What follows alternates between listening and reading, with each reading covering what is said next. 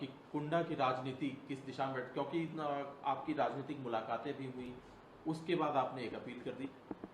क्या रुख है? सब लोग यही जानना चाहते हैं कि राजा भैया का क्या रुख है। देखिए, सब लोग ये जानना चाहते हैं तो सब लोगों को पता भी है कि राजा भैया का क्या रुख है।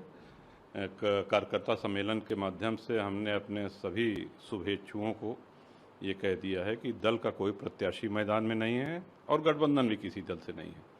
तो आप लोग स्वविवेक से, स्वेच्छा से, जहाँ चाहें, जिसको चाहें मतदान करें, समर्थन करें, आशीर्वाद दें। लेकिन आपकी मुलाकात विनोद सोनकर, संजीव बालियान से हुई, अमित शाह जी से भी बेंगलुरु में आपकी मुलाकात हुई। इस मुलाकात के बाद भी आखिरकार न्यूट्रल रहने का फैसला क्यों? नहीं, हम बताते हैं ना।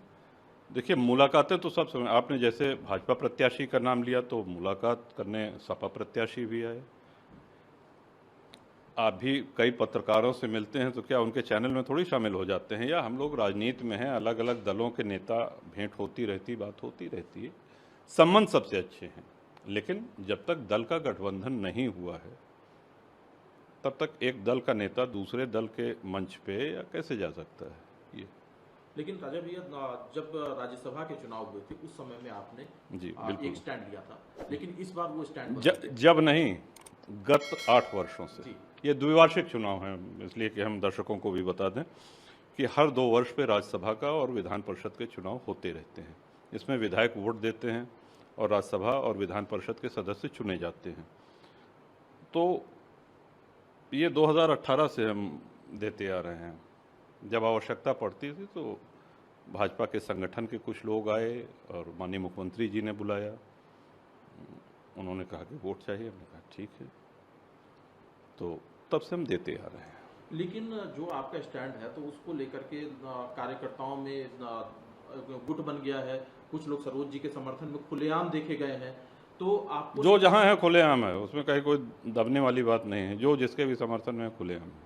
अच्छा भैया, जो आपका स्टैंड है, आप पिछले कुछ दिनों में जो बयानबाजी हुई, लगातार राजा भैया को ही देखिए, हाँ, हम एक चीज़ ये कहेंगे कि हमारे लिए ये मैटर करता है कि हमारे समर्थक, हमारे कार्यकर्ता वो प्रसन्न हैं जिनकी बदौलत हम हैं। तो हमारे इस निर्णय का उन्होंने स्वागत किया है, वो प्रसन्न हैं। लेकिन जिस तरह से निजी तौर पर आपको चुनौती देने की कोशिश की गई, अनुप्रिया पटेल है, चाहे जो यहाँ से सांसद है विनोद सोनकर, या क्षत्रिय समाज को लेकर के कई बातें कुछ लोग हमको किसी ने चुनौती दी है ऐसी कोई जानकारी हमको नहीं है।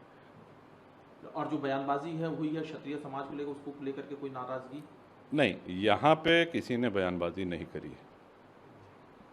जो मोदी जी का नेतृत्व है या उनका व्यक्तित्व, उसको लेकर के आप क्या सोचते हैं?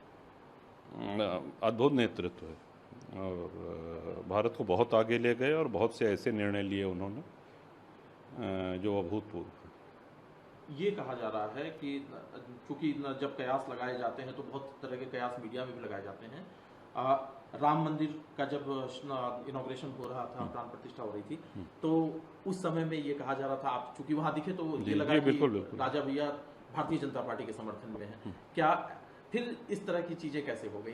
एक हम आपसे ये प्रश्न पूछेंगे कि जितने लोग अयोध्या जी में दिखे, क्या सब भारतीय जनता पार्टी के सदस्य थे क्या?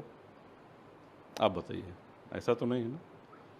भगवान श्री राम में जिनकी आस्था है वो वहाँ पे थे और परम सौभाग्य कि उनको निमंत्रण प्राप्त हुआ। हमारे पिताजी को भी निमंत्रण प्राप्त हुआ, हमको भी मिला। वो आयु अधिक होने के कारण, स्वास्थ्य के कारण नहीं जा सके और हम गए, और ये हमारा अहोभाग्य है कि दर्शन प्राप्त हुआ। भैया, सिर्फ 2 सवाल और मेरे रहेंगे। एक सवाल मेरा ये है कि अखिलेश यादव के लोग खुल करके कह रहे हैं कि राजा भैया को हमारा समर्थन प्राप्त है, ये बार बार कह रहे हैं, वो खुले मंच से कह रहे हैं, तो इससे भी राजा भैया को समर्थन प्राप्त है? राजा भैया का समर्थन प्राप्त है। अच्छा जी, तो इससे भी एक सवाल उठ रहा है कि शायद राजा भैया उनको समर्थन दे रहे हैं।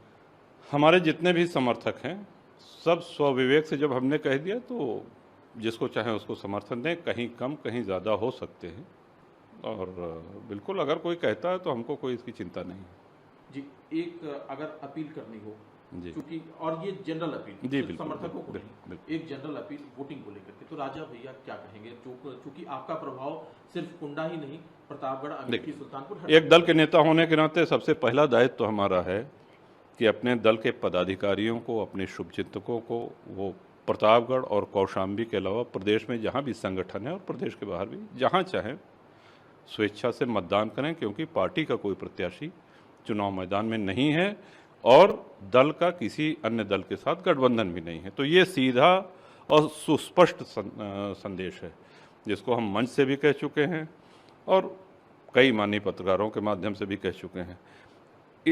इस एक लाइन के संदेश के बाद मैं नहीं समझता कि इसकी बहुत मीमांसा करने की आवश्यकता है, इसकी बहुत समीक्षा करने की आवश्यकता है, और जिसको जहां मतदान करना होगा।